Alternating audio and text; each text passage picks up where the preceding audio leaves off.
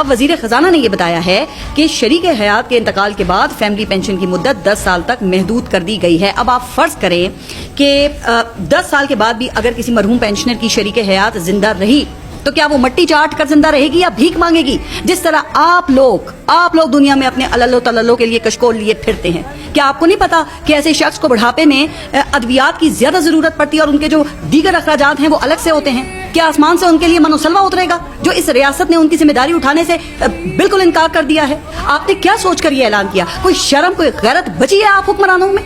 नहीं बची है। बातें रियासत तैयबा वाली हैं और अमल आपके फिरौनों वाले हैं।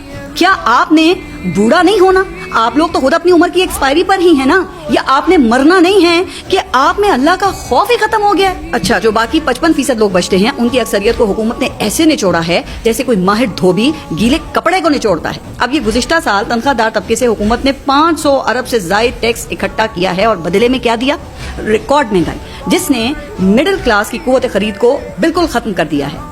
अब ये गुज़िश्ता साल 40% महंगाई हुई तो 100 रुपए की जो चीज थी वो 140 को पहुंच गई। अब इस साल 6% मजीद महंगाई से वो 150 की हो चुकी है। मगर जनाब, जो आमदनी है वो वहीं की वहीं है। लेकिन टैक्स लेने की बारी आती है तो तनख्वाहदार तबके से एक्सपोर्टर्स और ट्रेडर्स के दिए हुए कुल टैक्स से भी 5 गुना ज्यादा टैक्स लिया गया है, क्योंकि इस तबके की कोई सुनवाई जो नहीं है। जबकि आपको पता है कि ट्रेडर्स नून लीग के वोटर और सपोर्टर हैं। अब मिफ्ता इस्माइल इन ट्रेडर्स को टैक्स नेट में लाने की आरजू लिए जॉब से फारिग हो गए। मौजूदा वज़ीर खजाना ने भी अब ये ताजिर दोस्त स्कीम्स और कई दीगर हरबे इस्तेमाल किए, लेकिन वो नाकाम रहे।